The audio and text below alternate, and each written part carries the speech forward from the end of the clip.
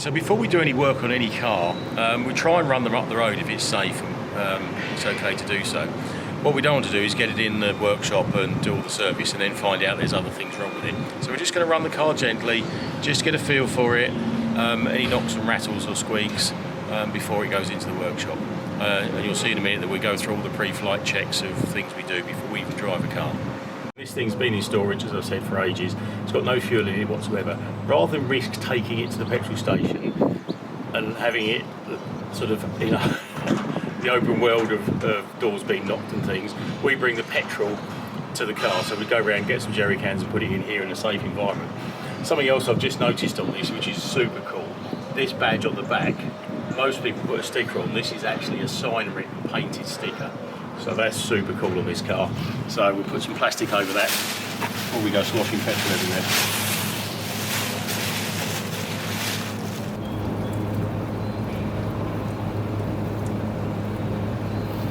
Okay, another vital bit for the pre-flight checks. As we said, this car's been standing around for quite a while, hasn't been driven. It's come out of storage. And checking the tyres, I've got about 12 psi in a tyre. So just going around all the basics before we ever drive a car. So just checking oil. Something to remember on the alloy cars, this is super soft, so we can't do any elbows, any touching, can't touch anything that's silver on this car, it will bend.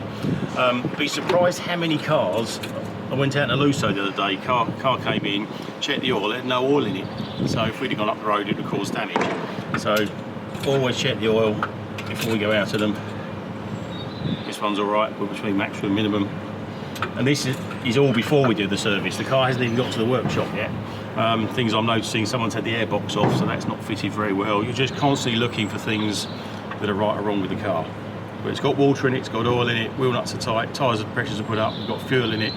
The other thing we do, we always take a fire extinguisher with us and a mobile phone.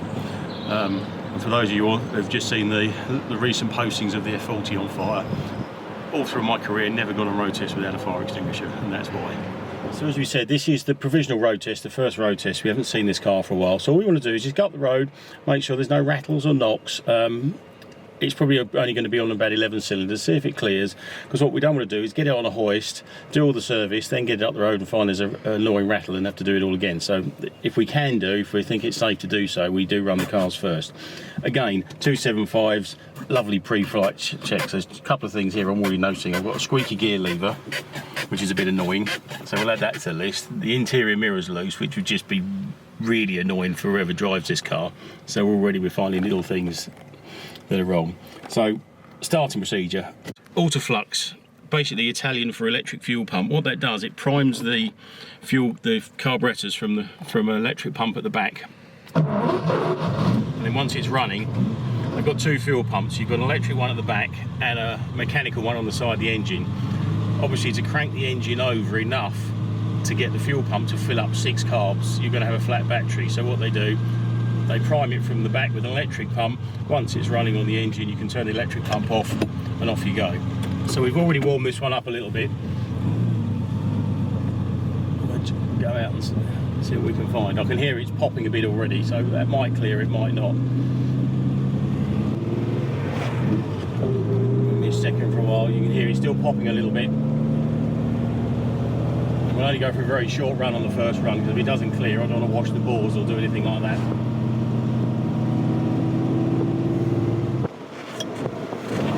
Gear lever feels good. Brakes are a little bit spongy, so we'll change the brake fluid and bleed the brakes.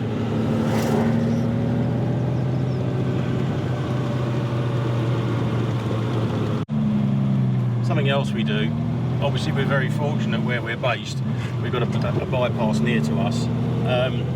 Obviously taking cars out that are as valuable as this one, you don't want too many other people on the road. People say to me, oh, you get to drive all these cars here, and yeah, but being responsible for these sort of cars is a huge responsibility.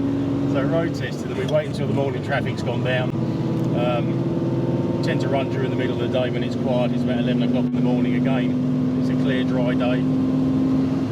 A lot of wind noise coming through, very common on 275s. The radius of the doors here is not necessarily the same shape as the door rubber that's trying to seal it, so I've got a lot of wind noise here that's just annoying, so we'll see if we can fix that.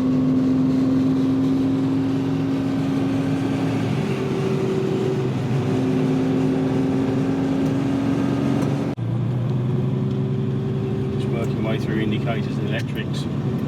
Sometimes when the cars are stood for a long time, the indicators don't work. Solenoids and relays get stuck. You can hear this one's still on 11. I think we'll go straight back in this. Doesn't feel like it's going to clear.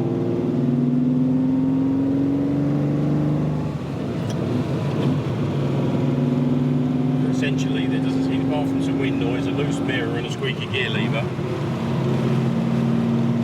it all seems to work.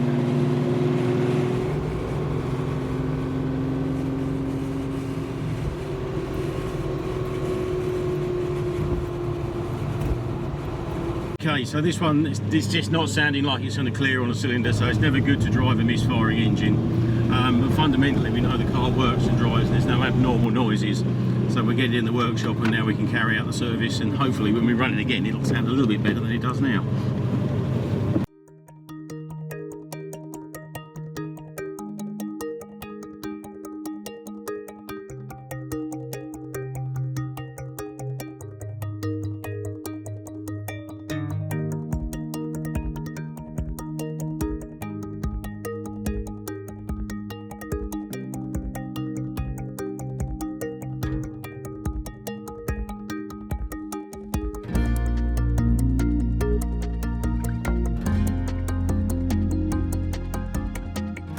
So the car's now been through the workshop, we've done all the servicing, we've changed the brake fluid, we did find some fouled up plugs and some blocked idle jets and what have you, so we've tuned all the carbs. Just to give you a bit of an insight into this car, for some of you may have noticed whilst on the photos of this is quite a rare car. In 275 land there's quite a cross section of cars. You've got obviously the 2-cam engines, the 4-cam engines, you've got long nose and short nose, which was done for aerodynamics at high speed. There's prop shaft cars and torque tube cars. There's right hand drive, left hand drive, steel and alloy.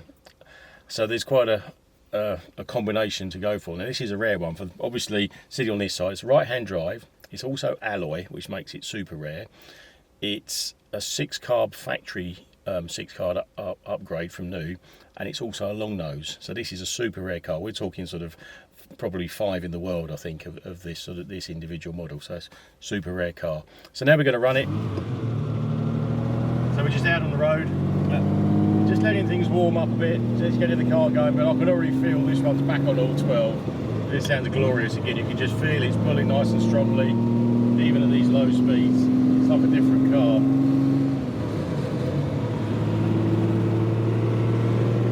So the view down the bonnet of a 275. These are special cars.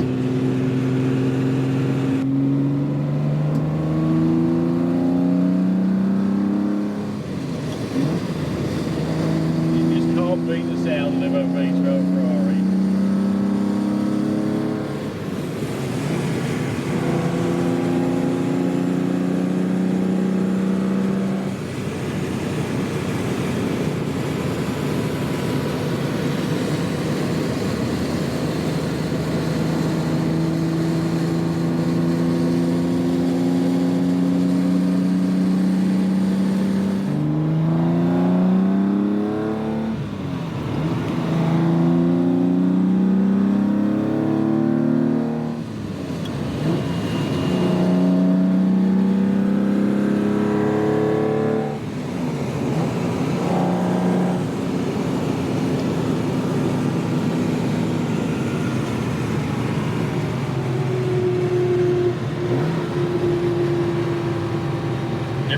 Nothing like a V12 Ferrari when it's all on song and it's all sorted.